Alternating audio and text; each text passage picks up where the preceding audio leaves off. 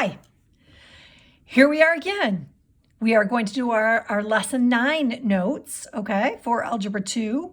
And 2 weeks ago, we were working with fractional exponents. Last week, we kind of did some review of exponent rules. And now this week, we are going to apply the exponent rules to the fractional expressions. Okay, so I don't think there are fractional exponents. I don't think you're going to find this crazy complicated because basically it's the exact same rules that we've been dealing with. I'm not going to teach you any new rules today, but our problems are just going to have fractional exponents instead of whole number exponents.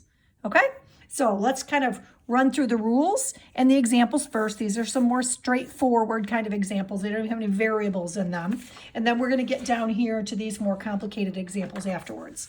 Notice I still have my green sheet here with me because that's going to be helpful as I'm working. Some of you will have to rely more on that than others, okay? And that is perfectly fine. That's why we give it to you, okay?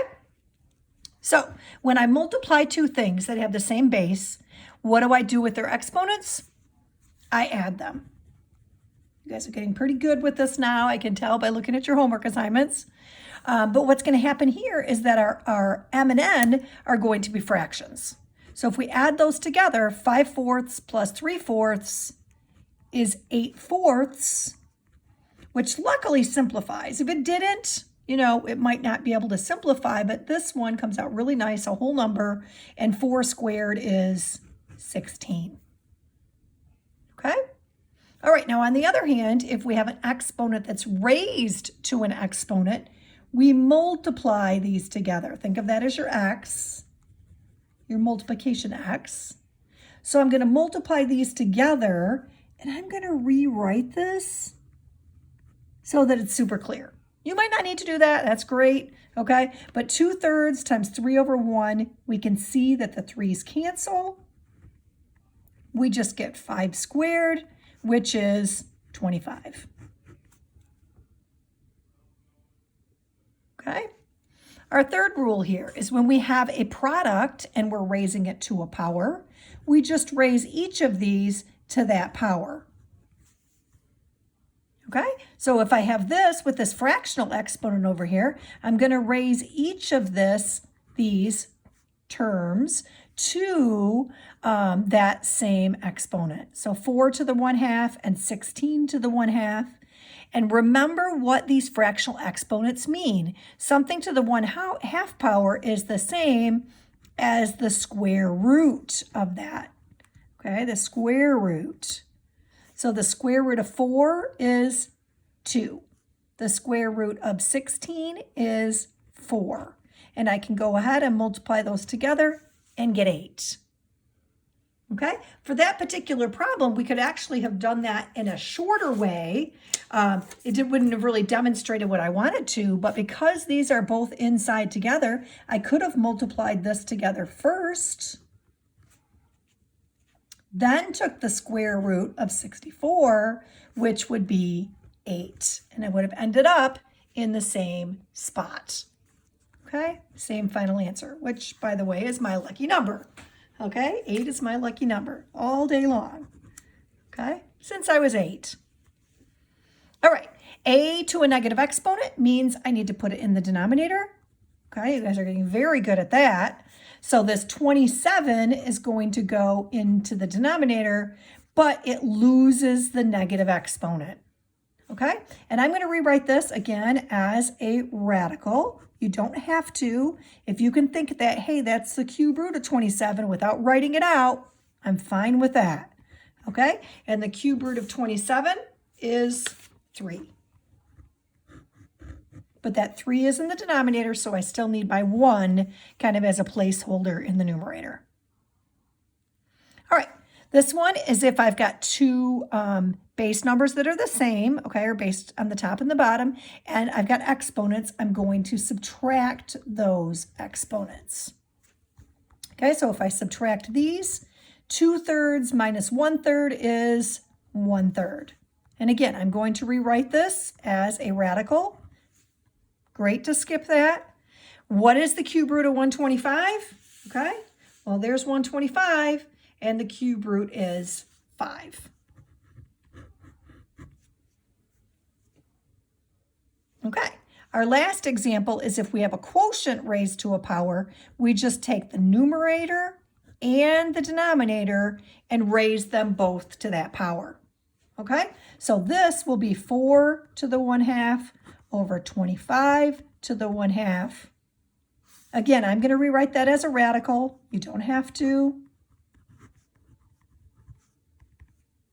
The square root of 4 becomes 2. The square root of 25 becomes 5. Okay, and I still have a fraction for an answer, but it's a little bit nice and neater than what we started with. Okay, I have some other examples to show you here, and these examples are going to be messier. A lot of them have variables in them, but they're going to look more like what you're going to see on the worksheet. The top half of the worksheet, by the way, looks just like this. In fact, it has these exact rules, okay, but the examples are different, okay? And then they get a little bit messier, just like these examples are going to, okay? All right. I am kind of working backwards on this one. Instead of breaking this up, I'm going to put it back together. Since these are both inside 4th roots, I'm going to put them together underneath 1/4 root. 2 times 8 is 16. And the 4th root of 16 is 2.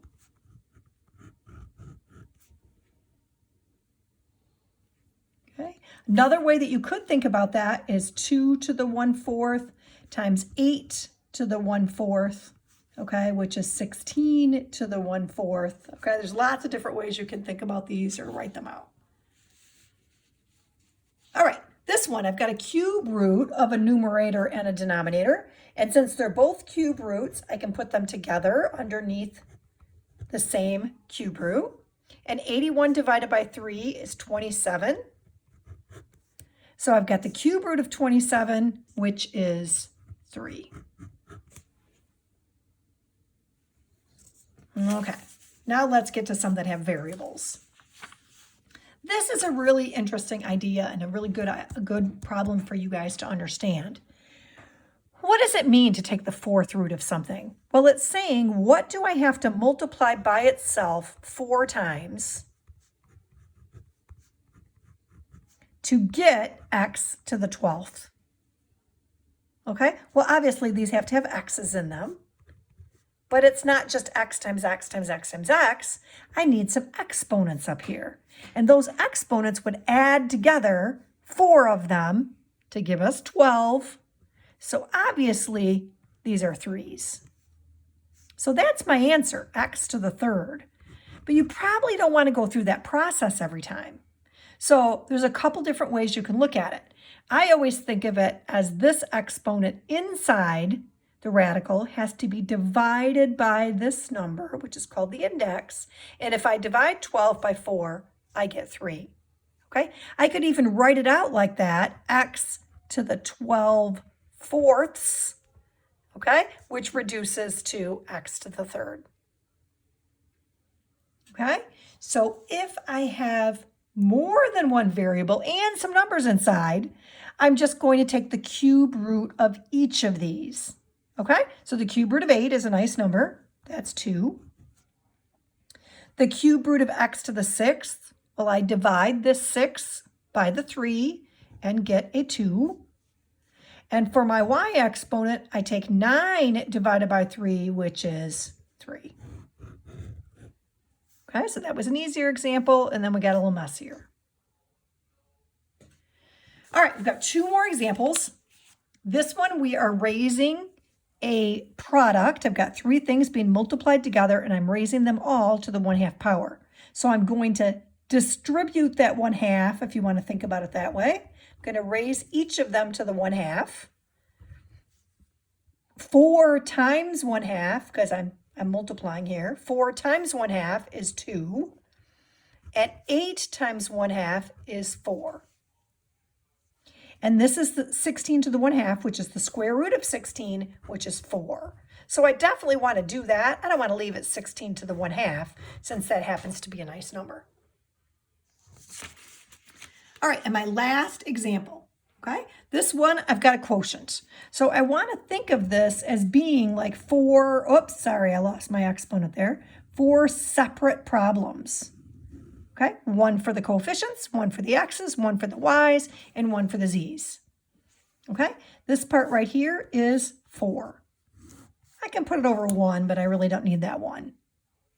Then this is an x to the first, and I'm subtracting exponents, and I've got 1 minus 1/4. Well, for a lot of you, it's easier if we change the 1 to a 4/4, and 4/4 minus 1/4 is 3/4. Okay, I go to do my y's, and I've got the same thing going on, except I've got a y to the first in the denominator, and again, I'm going to change that to a 3/3. What's 2/3 minus 3/3? Well, that's a negative 1/3. So my y is going to go in the denominator with a positive exponent. And then luckily with my z's, they're whole numbers. Okay, z to the first, z to the fifth. If I subtract my exponents, 1 minus 5 is z to the negative fourth, which means I need to move that to the denominator and give it a positive exponent. Okay, and hopefully that made enough sense that you're going to be able to do the lesson 9 assignment and be very successful with it. Okay, I look forward to seeing your assignments later in the week, and I look forward to seeing you guys in the Zoom tomorrow. Okay, have a good week. See you soon. Bye.